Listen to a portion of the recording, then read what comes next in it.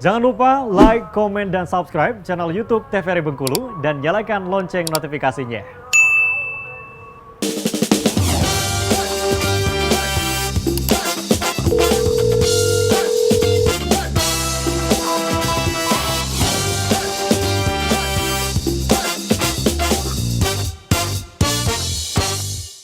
Baik pemirsa, kembali lagi di Dokter Kita Bersama Kita Sehat. Nah tadi Mas sudah dijelaskan banyak sekali nih ya dokter ya. Tapi ada nih selentingan-selentingan dari masyarakat tentunya kayak aduh ini penyakit bisa ini, aduh penyakit ini harusnya seperti ini. Banyak kayak apa ya pemikiran-pemikiran yang hadir dari masyarakat sendiri. Nah kita masuk ke dalam sesi mitos atau fakta.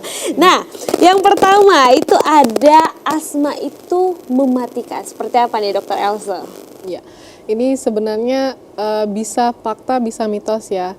Maksudnya apa? Asma ini kan dia serangan dan dia juga bisa berulang.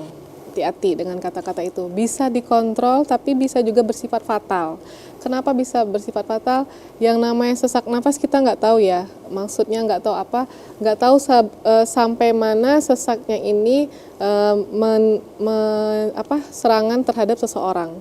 Jadi seharusnya kalau memang orang yang baik yang pertama kali terkena serangan sesak nafas maupun dianya memang ada riwayat asma, gejala awal waktu sesak nafas itu memang harus ditindaklanjuti segera.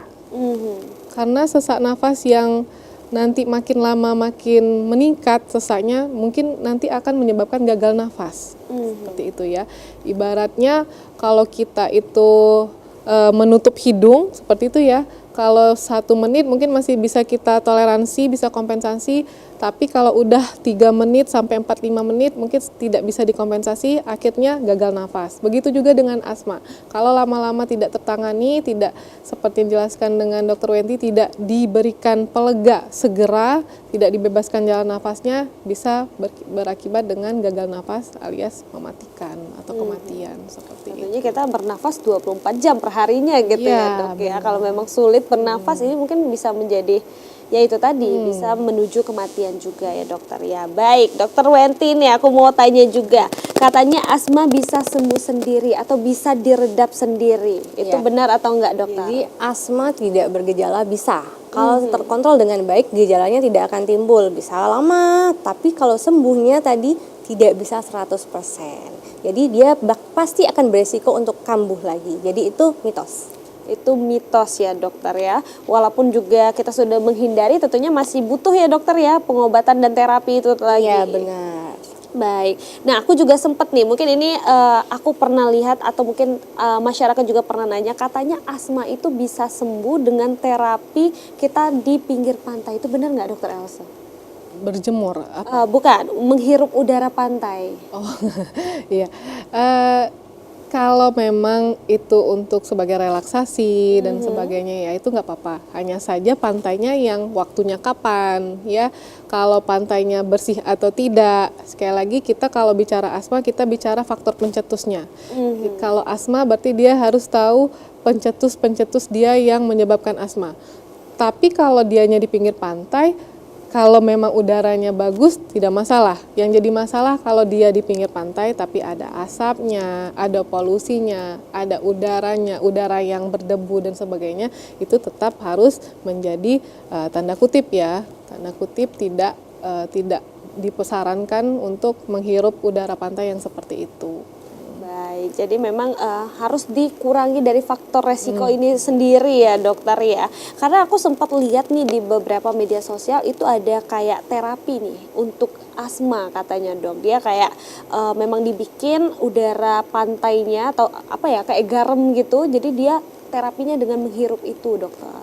Jadi, kalau terapi garam memang iya. Kalau terapi menggunakan garam seperti itu ya memang iya. Jadi udah ada sih, pernah baca juga beberapa penelitian yang memang disarankan malah untuk yang batuk pilek sama yang untuk yang ada gangguan di pernafasan yang memang menghirup garamnya ya. Kita bicara garamnya, bukan udara di pantainya. Sekali lagi seperti itu. Terapi garam yang di pantai kan lebih alami ya. Maksudnya itu bukan garam yang udah diperjualbelikan. Benar sekali tentunya.